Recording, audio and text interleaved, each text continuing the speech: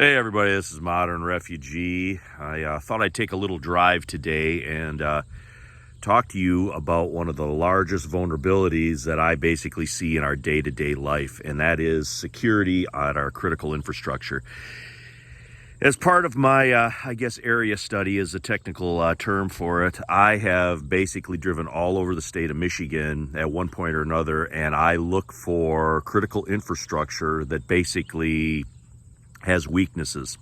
And this is just one example of it. I took a drive out here in the farmland today. I can smell all the corn and the alfalfa out here where we're at. But these wide open spaces here in Michigan have been turned into wind farms.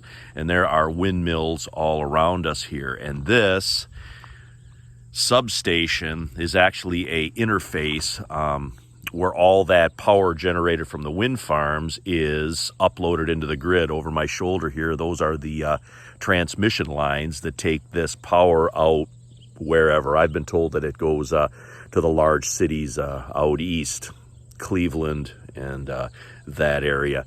I don't know if that's true or not. That's just what I've been told over the years. But you can see here, there is no security in these places. It doesn't matter whether it's manufacturing facilities that manufacture stuff, or if it's large power stations, or like this substation here that interfaces this electricity, water treatment plants. I've been everywhere. I've been in rural areas. I have been in urban areas.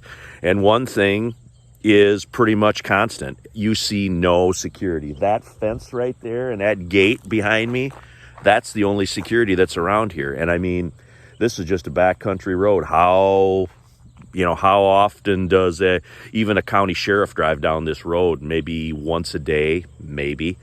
There's just no security in any of these places. And it doesn't matter whether it's, water treatment, it's electricity, it's critical manufacturing, it's distribution of goods and services.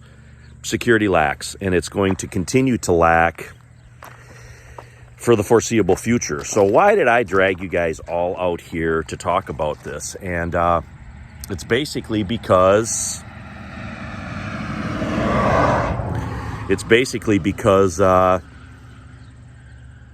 there isn't any way that we can beef up security in these places. So then we have to beef up security for ourselves. We have to have redundancies in our water, in our supply chain, in our electricity, ways to heat our family, ways to look after one another if something happens to the medical system.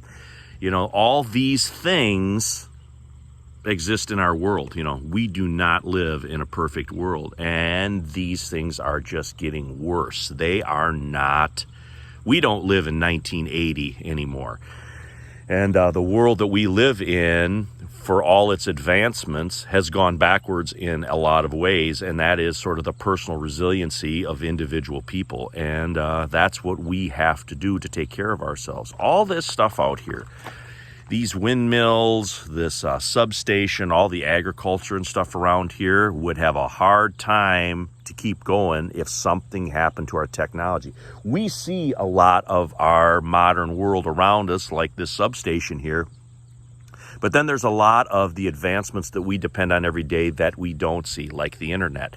We just had that IT shortage, and I still haven't really analyze all of that yet. There's been a lot of disruptions in different things that are still ongoing because of that. And again, it goes back to what I've said.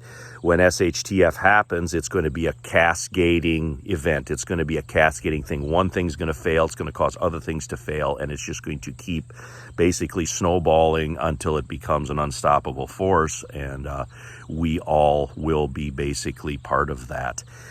So we have to build up redundancy for ourselves. We have to look after ourselves, and that's what prepping and preparedness is all about. We have to look after ourselves. We have to look after our neighbors, our communities, our groups, to have a certain amount of redundancy so we can go about our lives the best we can, no matter what bad event is that we're facing. So anyway, I just wanted to talk about that. You know, if you ever get a chance in your area, whether you're urban or you're rural, I'll guarantee you have a piece of critical infrastructure somewhere around you that would affect you if something happens.